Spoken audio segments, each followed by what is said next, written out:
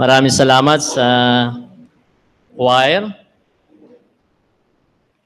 Lutang na lutang ang boses ng mga lalaki. Kaya hindi na ako sumama eh. Lalo pang lumutang. Kaya salamat sa mga kasama sa pagbibigay mensahe sa awitin para sa ating Panginoon, kung saan ay marami ang nakaka-relate doon sa mga edad na mga taon na sila'y kabataan ng mga 90s, 80s. Purihin ang Panginoon sa umagang ito, sa diwa ng ating sama-samang pagpapasalamat sa Diyos kung gaano kabuti ang Panginoon sa ating mga buhay, kung papaano ang Panginoon ay kumikilos sa bawat sandali ng ating mga buhay at nagbibigay ng patuloy na pag-asa sa gitna ng iba't ibang mga karanasan na ating mga pinagdaraanan sa buhay. Amen? Tunay na ang Diyos kailanman hindi nagbabago sa bawat isa sa atin. No? Kaya naman, sa umagang ito ay nais nating dalhin ang mensahe ng kasaysayan ng ating Panginoong Hesukristo sa diwa ng kanyang ginawang miracle, sa kanyang ginawang himala sa kanyang bahagi ng ministeryo. Ito'y sa pagpapatuloy ng tinatawag nating kapahayagan ng kadakilaan, kapangyarihan at pagka-Diyos ni Jesus Christ. Kung saan, ito yung kauna-unahan o unang himala ng ating Panginoong Hesukristo na natala sang-ayon sa aklat ni San Juan. Pag ating binasa ang Ebanghelyo, yung 4 na Ebanghelyo, ay tanging si Juan lamang ang merong natala tungkol sa unang himala na ginawa ni Jesus doon sa Cana, Galilea. Ito po. Ang kasalan sa bayan ng Cana, Galilea ay dinaluhan ng ating Panginoong Jesus kasama ang kanyang mga alagad at gayon din naman ang kanyang ina na nauna na roon sa bahagi ng kasalan. Marahil kasama rin ni Jesus ang kanyang mga kapatid pagkat ang bayan ng Cana ay malapit lamang sa Nazareth. At maaaring merong distance relative ito ni Maria. Kaya't siya ay nauna na doon sa pagtungo sa Cana upang makiisa sa gawain ng pagdiriwang ng kasalan. Para ma-imagine natin, yung Cana o bayan ng Cana, Galilea ay almost 3.5 miles ang layo sa Nazareth, na kung saan ay tinitirhan ni Jesus. Sa kultura ding Palestina, ang kasalan ay mahabang panahon ang ginugugol. Tumatagal ang kasalan o ang pagdiriwang ng kasalan ng 7 araw. Imagine nyo yun. No? Sa atin, almost 2 days. No? Yung preparation and then yung time ng celebration. Pero sa kultura, tradisyon ng Palestine, kung saan ay ito rin yung lugar. Diba? Kaya nagkakagulo yung Israel sa Gaza. No? Kasi yung lugar naman talaga ng Gaza sa Palestine yan ng mga panahong kanina. No? At yung kultura nila ay iisa, 7 days. Pero nyo yun? 7 days na pagdiriwang ang kasalan. Kaya naman, Napakaraming mga panauhin ang naghahali-haliling dumarating sa kasalan. Kaya kung ating mapagkukuro ito, gaano karaming handang pagkain at inumin meron sa tahanan na dapat nilang i-prepare. No? Baka hindi kaya ang isang baka, ano? Kasi sa haba ng pagdiriwang. Kaya nga, sa puntong ito, pagdating ng ating Panginoong Jesus o kasama yung mga alagad, ay naroroon yung kakapusan at nauubos na o ubos na ang handang alak. Nung aking binabasa ito, baka siguro kung ito ginawa sa San Juan, baka hindi naman mauubos yung lambanog sa amin sa San Juan. No? At marami ang barik araw-araw. No?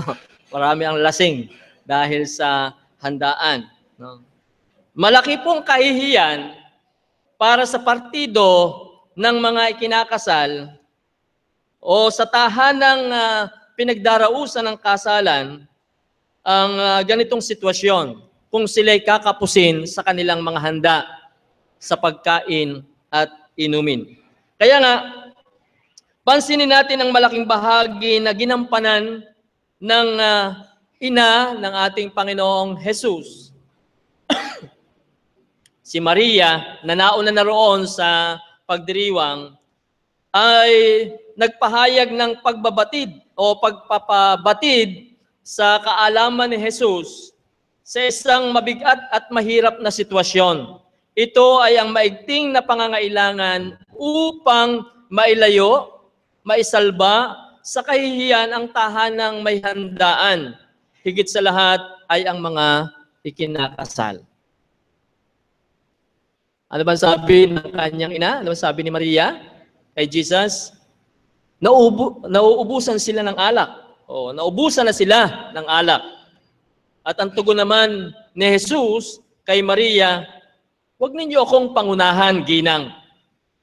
Huwag ninyo akong pangunahan, ginang. Hindi pa ito ang panahon ko. Marami sa atin ang mabibigla pagkat sa ating kulturang Pilipino, waribay ang sagot na ito ay ng isang anak sa kanyang magulang, lalo na sa kanyang ina, ay pagwawalang galang. Walang respeto. Datapwat sang-ayon sa mga Bible scholars, ang mga pananalitang ito ng ating Panginoong Jesus ay hindi kapahayagan ng kawalan ng paggalang, kundi pagpapatunay lamang na alam ni Jesus ang balangkas at ang plano ng kanyang buhay at ministeryo. Sa bahagi naman ng kanyang inang si Maria, nang pagsabihan nito ang mga naglilingkod na gawin ninyo ang anumang sabihin niya sa inyo, ito'y pagpapatunay lamang na lubos ang tiwala ni Maria sa kanyang anak na si Jesus. Alam ni Maria kung ano ang kapangyarihan ni Jesus. Sa pulpa naman, nang siya ay bago ipagdalang tao, ay alam na niya kung sino ang kanyang dinadala sa kanyang sinapupunan. Kaya nga, makikita natin sa bahaging ito, sa pagtalima ng mga naglilingkod sa utos ni Jesus, naganap ang unang himalang ito, lalo pang nagpatibay sa pananampalataya ng kanyang mga alagad. Tangi rito ay ating napatunayan ang taglay na kapangyarihan ng Panginoong Hesukristo. O siya na, ang Diyos na totoo at tao rin namang totoo. No. Ang kinikilala nating si Jesus ay taong totoo at Diyos na totoo. Sa liwanag ng unang himalang ito na ginawa ng ating Panginoong Hesukristo, sa kanyang pagiging tao, napakaraming katotohanan na naghahatid sa atin bilang mga tao upang lubos tayong manampalataya, umasa, at higit sa lahat ay ibigin ang ating Panginoong Hesus, ilagak natin ng buong pagtitiwala sa Kanya ang sukdulang pagpapakilala na siya nga ang napaka makapangyarihan o siya yung makapangyarihang Panginoon ng buhay at kasaysayan. Tanging kay Hesukristo lamang makakamtan ang kaganapan, kahulugan, at tunay na kagalakan ng buhay at pagkatao. Ilan sa mga mahahalagang bagay sa kasaysayan sa Ebanghelyo ni Juan sa pagkakatala ng mga sunod-sunod sa bahaging ito ng kasaysayan ay meron tayong ilang mga makikita na aral sa buhay na pinapahayag sa himalang ito na ginawa ni Jesus.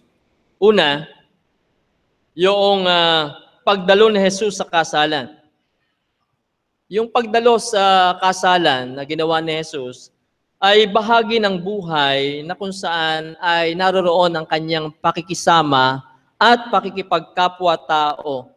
Siya po ay namuhay, no, na merong pakikipagkapwa. Hindi siya namuhay na nag-iisa. Naroroon ang kanyang pakikisalamuha sa iba't ibang uri ng tao. Kaya nga, para sa atin, kailangan natin ang isa't isa. Ang pagdalo sa mga pagtitipon na bahagi ng kultura ay isa sa nararapat pahalagahan natin bilang mga tao. Lalo na ang mga nagsasabing sila'y Kristiyano. Lalong higit sa atin bilang mga Pilipino, bilang mga Batanggenyo. Napakahalaga. No? Di ba? Sa baryo, kaya pagka may kasalan, ay hindi maaaring may pupunta, representative ng pamilya, makikitulong doon. Dahil ang kanilang kaisipan, kapag hindi ka nanulungan, at ikaw naman ang nandun sa kanilang sitwasyon na may handaan, baka dumating, wala ring manunulungan sa iyo. Ano? Kaya bahagi yan ng kultura. Kahit sa Palestine, kahit sa Jewish culture, gano'n ang kultura. Bahagi ang pakikiisa, no, sa mga pagdiriwang at pagtitipon. No? Kaya napakahalaga nun. Kaya ngayon, yung iba wala dahil nakikiisa sa mga piyestahan. Nanulungan at ang iba'y puyat. Yan. Bahagi ng kultura. No? Ikalawa, yung presensya ni Jesus Christ ay nagpapasigla at umaakit ng pagdiriwang para sa buhay. Kaya nga ba sa tunay na Kristiyano, no, pag ating winari ito, kapag ka ikaw ay na kay Kristo, bawal ang nakasimangot. Dahil si Kristo'y nagbibigay kasiglahan at nagbibigay buhay at pag-asa sa bawat isa. Napatunayan na ng kasaysayan na buhat sa parada ng mga lalaki at mga babaeng mga mananampalataya o may pananampalataya. Ang mga bayaning ito ay naging masigla sa pagdiriwang ng buhay pagkat kasama nila si Jesus sa kanilang buhay. Anuman ang kanilang mga naging karanasan, anuman ang kanilang mga kabiguan, kalungkutan, pagkahikahos, pag-uusig, at iba pang mga bagay na kanilang mga pinagdaanan sa kanilang mga karanasan, sila po ay nagtaglay ng katatagan at ng magandang pagtanaw sa buhay. May kasiglahan para sa buhay. Sila'y patuloy na umaawit ng mga pagdiriwang pagkat sa piling nila o kapiling nila si Jesucristo sa kanilang buhay. Ang lahat ay mapagtatagumpayan at siya ang nagkakaloob ng kagalakan at kapayapaan na kailanman ay hindi maibibigay ng sanlibutan sa buhay ng tao. Maliwanag yan sa mga tala ni Juan sa Banatang 14, talatang 27, kung saan ang Diyos na ating kinikilala ang siyang pinagmumulan at nagkakaloob sa atin ng kagalakan at kapayapaan kailanman sa ating mga buhay. Ang ikatlong bagay na ating mawawari sa karanasang ito ay yung si Jesucristo ang nagpupuno sa kawalan ng kakulangan sa buhay. Si Jesus ang nagpupuno sa ating mga kahinaan at kakapusan sa ating mga kalalagayan. Sa tinatawag na biblical numerology o ang pagpapakahulugan sa bilang, pagkakatanda natin, ang Biblia palaging mayroong mga itinatalang mga numero. No? Kalimitan ang sabi natin, yung 7 ay perfect number. No? Mahilig gumamit si Jesus ng number 7. At ang bilang na 6 para sa kulturang Hudyo o sa mga taga-Palestina, ito po ay sagisag ng kakulangan. No, yung number, 'di ba? May 6 na tapayan, no? Doon sa kasalan. May 6 na tapayan sa pintuan ng bahay doon sa kasalan kung bakit may tubig sa may pintuan ng mga bahay doon sa Palestina. Ito ay bahagi ng kanilang ritual ng mga Hudyo na dapat maglinis at linisin ang mga paa ng mga bisita bago pumasok sa loob ng bahay. Di ba, pakakatandaan natin doon sa si Jesus Christ ay si Maria Magdalena ay pinuna yung si Maria Magdalena dahil binasag niya yung yung pabango na napaka mamahalin. Binasag niya at ibinubo ang lamang pabango sa pangapaa ni Jesus. Di ba? At yung mahabang buhok ni Maria ay siyang ipinagtuyo, pinaglinis doon sa paa ni Jesus. No? Ang sabi niya doon sa may-ari ng bahay, ako'y dumating dito, ako ba'y nilinisan mo ng aking mga paa? Ako ba'y nilahiran mo ng langis ang aking mga ulo o buhok? No? Sapagkat kultura yon.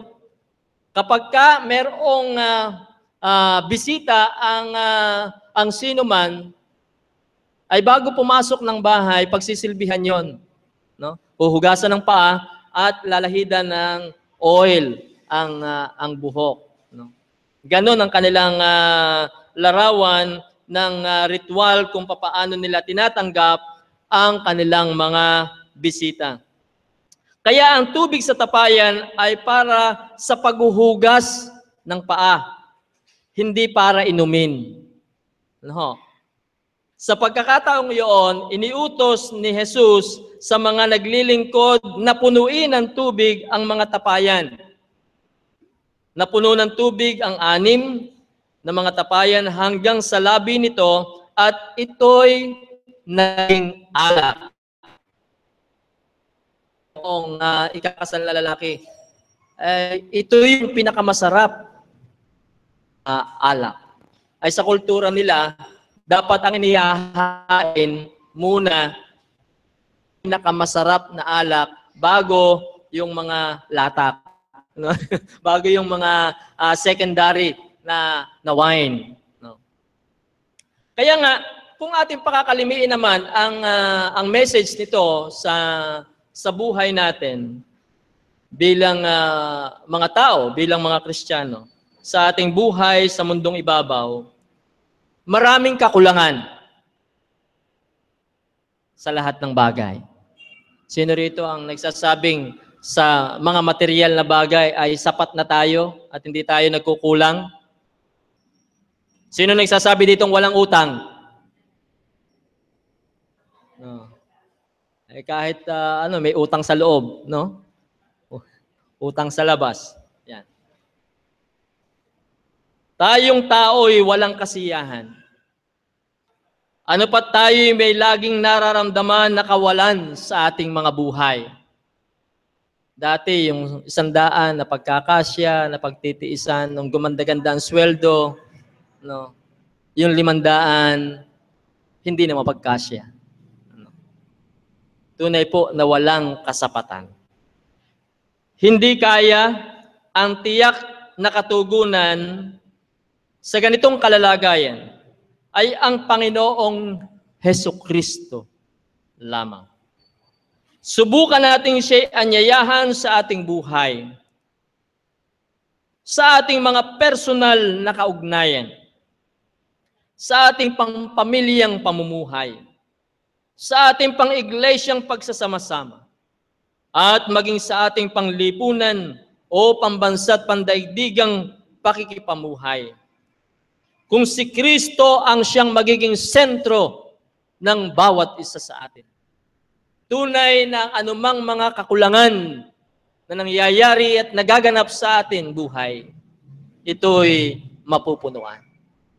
At ang pagpupunong ito ay mararamdaman natin ang kagalakan. Mag-uumapaw ang kagalakan sa atin. At tayo'y magkakaroon ng kapanatagan. Magkakaroon tayo ng kagaanan sa ating mga buhay.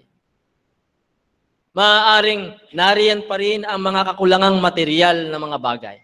Subalit, ang ipupuno sa atin ng Panginoon ay yung tayo'y magkaroon ng satisfaction sa ating mga buhay. Magkaroon tayo ng kapanatagan sa ating mga buhay. At yun ay mangyayari lamang kung si Kristo ang siyang nasa puso at nasa buhay ng bawat isa sa atin. Kaya nga't kung magkagayon, tayo'y magdiwang o magdiriwang sa ating mga buhay. Pagkat may Jesus, may Kristo tayo na siyang tutugon at pupuno sa lahat ng mga kakulangan sa ating mga buhay at gagawin niyang makabuluhan at merong layunin ang buhay ng bawat isa sa atin. Tulad ng sinabi ng dakilang si San Agustin, ang sabi niya, "Thou hast made us for thyself, O God, and our hearts are restless until we shall find out rest in thee." Tunay po na nasa sa Diyos ang lahat ng mga bagay. Kung ititiwala natin at ilalagak natin ang ating buong buhay sa Panginoon, siya ang magbibigay sa atin ng lakas at ng kapunuan sa lahat ng mga bagay. Pagpalain tayo ng Panginoon sa umagang ito. Sa ngalan ng Ama, ng Anak at ng Banal na Espiritu. Amen.